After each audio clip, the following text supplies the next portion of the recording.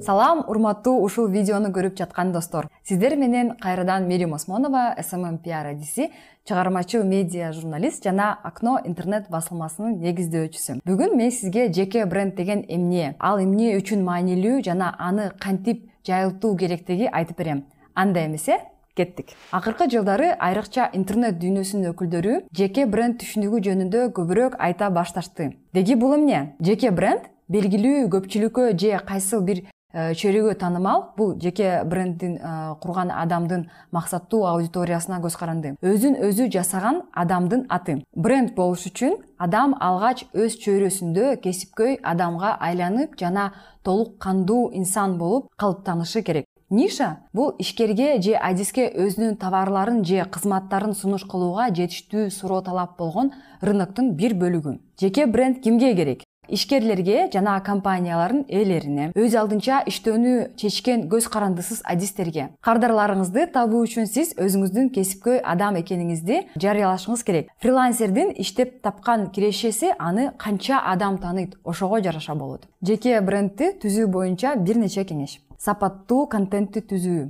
Сиздин репутацияңыз негизсиз болушуна жол бербеңиз. Google, Facebook жана башка социалдык тармактар сиздин оң жагыңызды билип турушу керек. Керексиз сүрөттөрдү жок кылыңыз.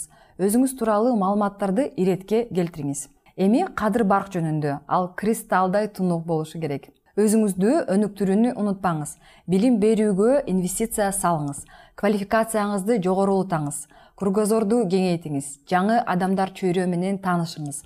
Жада калса спорт же кызыктуу хобби сиздин креативдүү ой жүгүртүүңүзгө жардам берет. Демек, бул сизди башка адистерден айырмалап турат. Өз багыңызды түшүнүңүз. Азыркы учурда ким болуп иштесеңиз дагы, учурда кандай гана жоопкерчиликти аркалап жатсаңыз дагы, жеке брендиңиз ушул күнү, ушул саатта курулушу керек. Эң бийик максаттарыңызга багынтып жатканда, жеке брендтин үстүндө иштеп, аны өзгөртүүгө аракет кылбаңыз. Мунун бардыгын социалдык тармактар аркылуу бөлүшүңүз. Сиз ар дайым элдин көзүндө болушуңуз керек. Жеке брендти түзүү үчүн эч качан кеч эмес, бирок аны бүгүн жасай баштаңыз. Эртең сиз атаандаштарыңызга караганда көбүрөөк суроо талапка ээ болосуз. Адамдар адамдарга ишенет, ошондуктан азыр жеке бренд абдан маанилүү. Азыр күчтүү жеке брендтин бир нече мисалдары менен бөлүшө кетейин.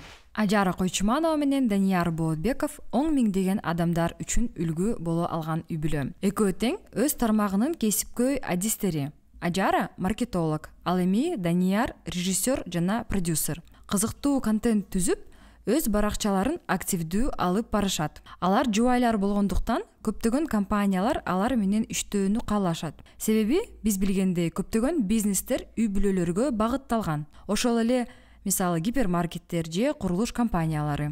Мындан тышкары эки блогер тең жарнаманы сапаттуу жасашат.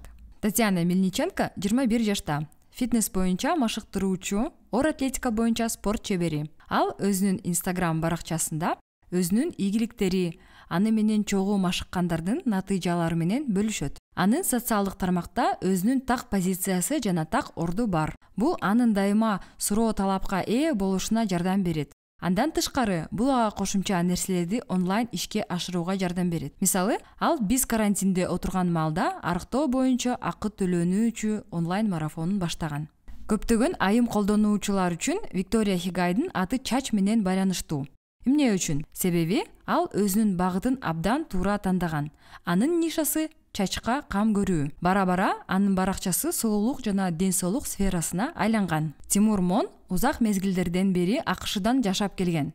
Учурда аймактарда жашаган балдарга IT боюнча сабак берген ишкер. Ал өз баракчасын негизинен кыргыз жана англис тилдеринде жүргүзөт. Ал дүйнө жүзү боюнча суроо талапка ээ болуу үчүн Кыргызстандын балдары англис тилин так өздөштүрүү керек деп эсептейт.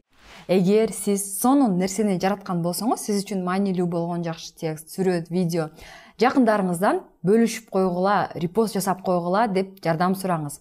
Себеби сиздин материал менен канчалык көп адам бөлүшсө, аны ошончолук көп адам көрөт. Башка блогерлер менен кызматташып, өз ара реклама кылууну сүйлөшүп алыңыз. Зарыл болсо, өзүңүздү реклама кылуу үчүн пабликтерге, блогерлерге акча төлөңүз. Бул уят иш эмес.